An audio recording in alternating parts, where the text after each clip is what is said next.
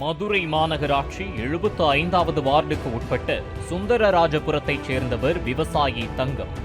இவர் தனது மகளின் திருமணத்திற்காக பல வருடங்களாக கொஞ்சம் கொஞ்சமாக நகைகளை வாங்கி வீட்டில் சேர்த்து வைத்தார்.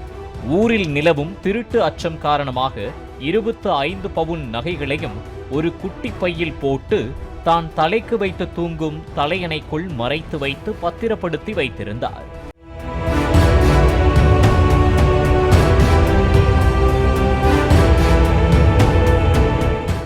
இந்த நிலையில் தை மாதம் மகளுக்கு திருமணம் பேசி முடிக்கப்பட்ட நிலையில் திங்கட்கிழமை தனது வீட்டை சுத்தம் செய்தார்.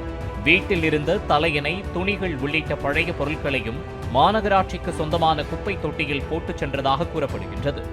இதனையடுத்து செவ்வாய்க்கிழமை காலை மகளின் திருமணத்திற்காக சேர்த்து வைத்திருந்த 25 பவுன் தங்க நகையை எடுத்து பார்க்க முயன்றபோது தான் நகைகளை மறைத்து வைத்திருந்த தலையணையை தேடினார்.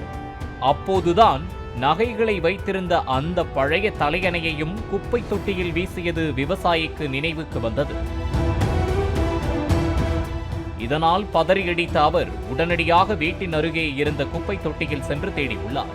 அதற்குள்ளாக அங்கு மேலும் ஏராளமான குப்பைகள் சேர்ந்ததால் தான் வீசிய குப்பைகளை அடையாளம் காண இயலாமல் அதிர்ச்சியடைந்தார். உடனடியாக 75வது வார்டு தூய்மை மேற்பார்வையாளர் மருது பாண்டியனை தொடர்பு கொண்டு தலையணைக்குள் தனது மகளின் திருமணத்திற்காக வாங்கிய நகைகளை மறைத்து வைத்த விவரத்தை கூறி விவசாயி தங்கம் உதவி கேட்டுள்ளார். மேற்பார்வையாளர் மருது பாண்டியன் அந்த பகுதியில் குப்பை அகற்றும் பணியில் ஈடுபட்ட தூய்மை பணியாளர்களிடம் விவசாயியின் நிலை குறித்து தெரிவித்து உதவ கூறியுள்ளார். அந்த மாதிரி டெய்லி வந்து சுந்தராஜபுரத்தில் வீடு வீடாக குப்பை வாங்குவாங்க. அது மாதிரி குப்பை வாங்கிட்டு இருக்கும்போது இந்த மாதிரி தராணியில் வந்து நான் இருக்க மாதிரி இருக்குது தம்பின்னு சொல்லி என்னை கூப்பிட்டு சொன்னாங்க. சரி, நானும் போய் பார்த்தேன். உள்ள தராணியில் பார்க்கும்போது நகை இருந்துச்சு, 3 செயின். அதுக்குள்ளே அந்த வீட்டில் அவர் நகையை மிஸ் பண்ண வரும், அது மாதிரி தேடிட்டு இருப்பாங்க போல. இந்த மாதிரி குப்பையில் இருக்குன்னு நினைச்சு அவரும் அந்த இடத்துக்கு வந்துட்டாரு. அங்கிருந்த மீனாட்சி என்ற தூய்மை பணியாளர் சம்பந்தப்பட்ட குப்பை தொட்டியில் உள்ள குப்பைகளை எல்லாம் தனித்தனியாக பிரித்து தேடி பார்த்தார். அப்போது குப்பை தொட்டிக்குள் சிறிய தலையணை ஒன்று கிடப்பதை கண்டெடுத்தார். அந்த தலையணையை பிரித்து பார்த்தபோது அதற்குள் 25 பவுன் நகை இருந்தது.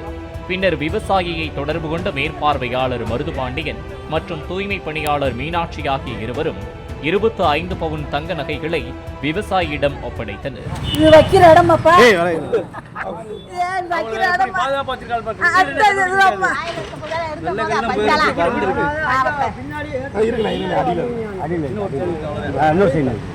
நான் குப்பையை வாங்கிட்டு இருந்தேன், குப்பையை சேகரிச்சு வாங்கிட்டு இருந்தேன்.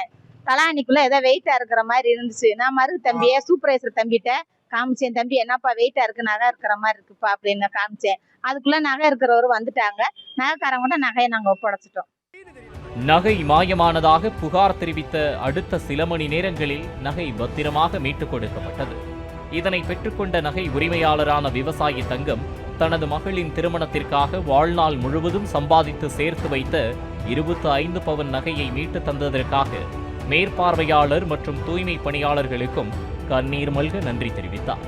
அதே நேரத்தில் வீட்டில் நகைகளை சேமித்து வைப்பதை கூடுமானவரை தவிர்க்க வேண்டும் என்றும் அறிவுறுத்தும் காவல்துறையினர் பாதுகாப்பு கருதி கூடுமானவரை கூட்டுறவு வங்கிகளிலோ அல்லது பொதுத்துறை வங்கிகளிலோ உள்ள லாக்கர்களில் நகைகளை வைத்துக் கொள்வது பாதுகாப்பானது என்று அறிவுறுத்துகின்றனர். பாலிமர் செய்திகளுக்காக மதுரை செய்தியாளர் ராஜ்குமார். பிளே ஸ்டோர் மற்றும் ஆப் ஸ்டோரில் இருந்து பாலிமர் செயலியை QR கோடு மூலம் பதிவிறக்கம் செய்யுங்கள். செய்திகளை உடனுக்குடன் பெறுங்கள்.